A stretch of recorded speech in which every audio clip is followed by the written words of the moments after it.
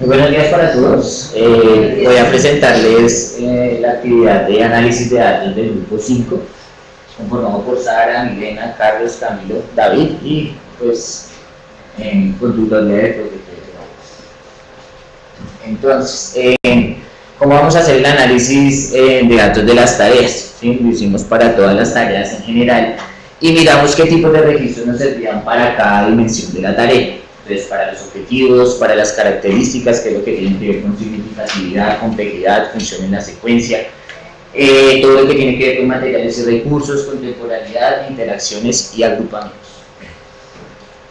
Entonces, ¿de qué nos valimos para hacer ese análisis? Pues, primero que todo, y pues como cuestión importante dentro de la actividad, era el diario del profesor, aquello que se había sacado como conclusión o como reflexión por parte del profesor que estaba aplicando, o que estuvo aplicando más bien, y de aquellos fotos que pudieron acompañar, porque pues una de las dificultades es que el diario del profesor pues no se pudo hacer de una manera muy exhaustiva debido a que solamente recogió información de una persona, ¿sí? Y en las otras pues no pudimos estar en casi todas las sesiones, por lo tanto pues era el profesor que aplicaba el mismo que recogía la información.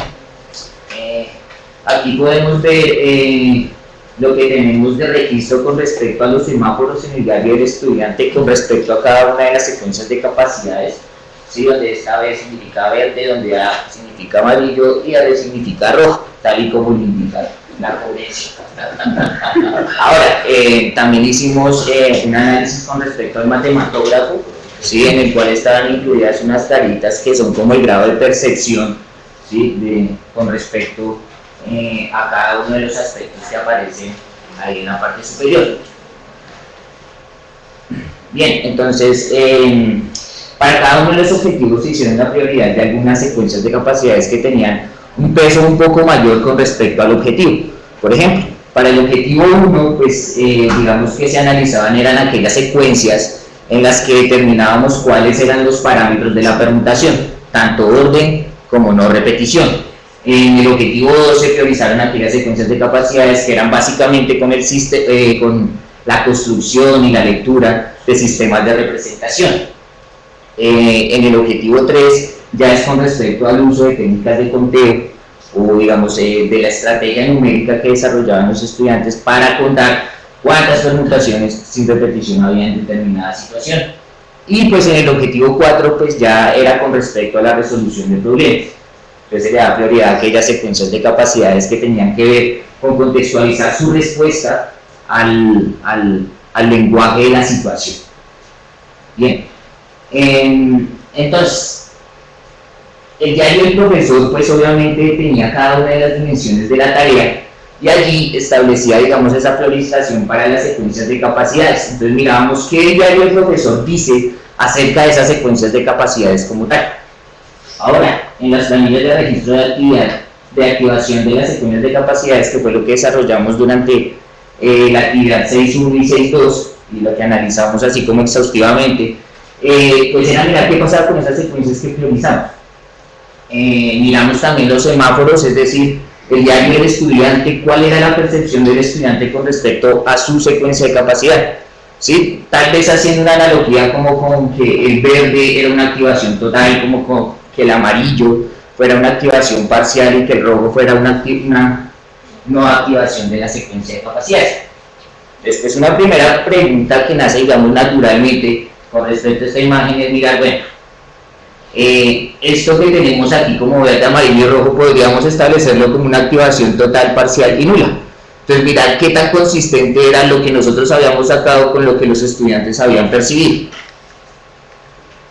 Y pues se hace una pregunta, ¿qué pasa con las planillas de activación versus los semáforos? Entonces lo hicimos para todas las tareas y miramos qué consistencias e inconsistencias había. Digamos que hubo muchas conclusiones de diversa índole, tanto consistentes como inconsistentes.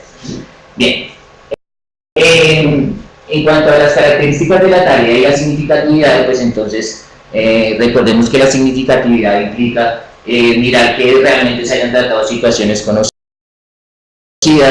que la actividad fuera retadora, que la tarea fuera retadora, que hiciera uso de conocimientos previos y que reconociera la solución al reto que el estudiante pueda reconocer su solución como una solución a la ley. Entonces, miramos el diario del profesor con respecto a eso. Entonces, mirar si, por ejemplo, el profesor decía que tuvo que hacer muchas explicaciones acerca del contexto, pues digamos que ya no había una consistencia con respecto a decir, hombre, fueron situaciones conocidas para ello. Pero entonces, para cimentar eso, o digamos, para darle más fuerza, lo que hicimos es mirar el matematógrafo con respecto a un ítem en especial que decía, la tarea me fue familiar o me fue... o reconozco lo que me decía la tarea, y miramos también pues qué ocurría tanto como en los semáforos como en las planillas de activación de secuencias, digamos esas secuencias iniciales y finales que tenían que ver con la puesta en contexto de esa respuesta. Los conocimientos previos pues también tenía su ítem digamos particular con respecto al matematógrafo. En la retadora, por ejemplo, no conseguimos algo en el diario del profesor, por lo tanto tuvimos que deducirlo con respecto al matematógrafo, y la solución al reto, pues entonces, mirar si eso realmente se estaba contextualizando o no. Bien, la complejidad, pues simplemente era mirar qué teníamos en la ficha de la tarea como nivel establecido, y mirar dentro del diario del profesor, hombre, ¿será que sí se cumplió ese nivel de complejidad? ¿Será que sí era de reproducción? ¿Será que era de más bien de reflexión o tal vez de conexión? Bien.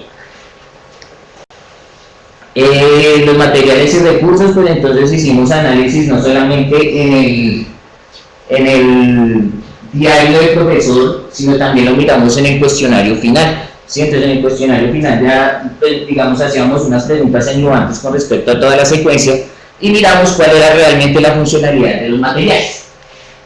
Bien, algunas conclusiones. Por ejemplo, para el objetivo 1 y el objetivo 2 fue muy importante que se desarrollara un diagrama de árbol, digamos, de manera exacta. Pero entonces tuvimos un error en la formulación y era mostrar un diagrama de árbol de este estilo, donde un elemento de los que vamos a permutar partía del origen y tras del hecho que solo se cumplía una ramificación para cada uno.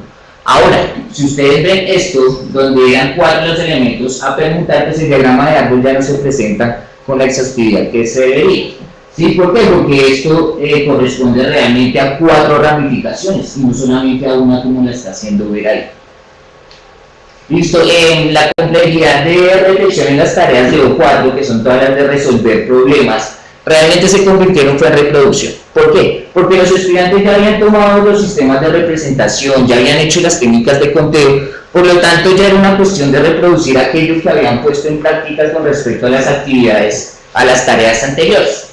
¿Sí? Y eso lo pudimos cimentar con respecto al matematógrafo, que tiene que ver con si pude hacer la tarea sin mayor dificultad, y pues en el diario del profesor con respecto a las notas que había dicho el profesor que digamos que se reproducía mucho lo que se había hecho antes, entonces digamos que no fue tan difícil esclarecer.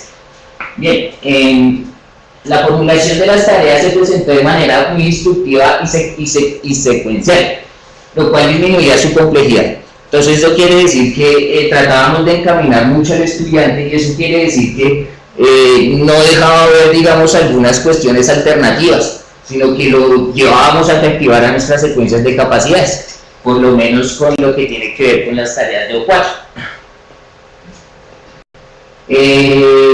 Por ejemplo, un método en las mismas tareas de O4, se presentó una formulación ambigua en términos de los materiales y la forma en que se debía recolectar toda la información. Por lo tanto, nos tocó como hacer esa diferencia de, bueno, aquí teníamos que decirles dentro de la formulación, tienen que hacerlo de manera individual y saquen sus aportes de manera individual y escríbalos.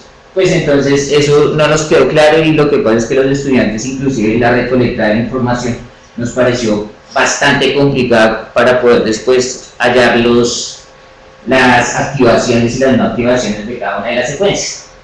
Entonces, también se nos hizo necesario en el tránsito de O2 a O3 hacer una socialización con respecto a las reglas de construcción de los sistemas de representación, es decir, ya dejarlas institucionalizadas.